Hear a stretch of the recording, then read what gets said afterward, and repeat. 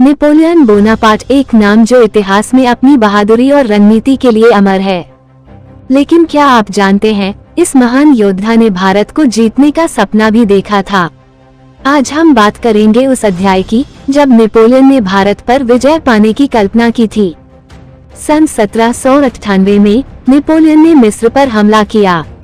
ये कदम उसकी भारत विजय की योजना का पहला चरण था। उसका मानना था कि मिस्र को जीतकर वह ब्रिटिश भारत के व्यापारिक मार्गों को बाधित कर सकता है। यहाँ से शुरू होता है उसका साहसिक अभियान।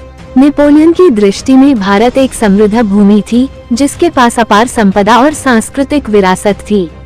उसने सोचा कि भारत पर कब्जा करके वह यूरोप में अपने प्रतिद्वंद्वी ब्रिटिश साम्राज्य को कमजोर कर सकता है। लेकिन नेपोलियन की योजना में एक बड़ी बाधा थी दूरी और संचार। 18वीं सदी के अंत में भारत तक पहुंचने का मतलब था हजारों मील का समुद्री और जमीनी सफर तय करना। इसके अलावा सैन्य बलों को भेजने और संचार के लिए उस समय की तकनीकी सीमाएं भी थीं। नेपोलियन के मिस्र अभियान की विफलता ने भी उसके भारत अभियान को प्रभावित किया। ब्रिटिश नौसेना की मजबूती ने नेपोलियन के सपनों पर पानी फेर दिया। आखिर में भारत पर आक्रमण का नेपोलियन का सपना एक अधूरा सपना ही रह गया।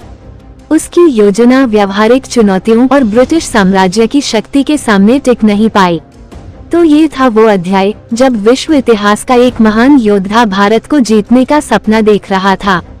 नेपोलियन की यह कोशिश इतिहास के पन्नों में एक दिलचस्प और सिखाने वाला अध्याय के रूप में दर्ज है।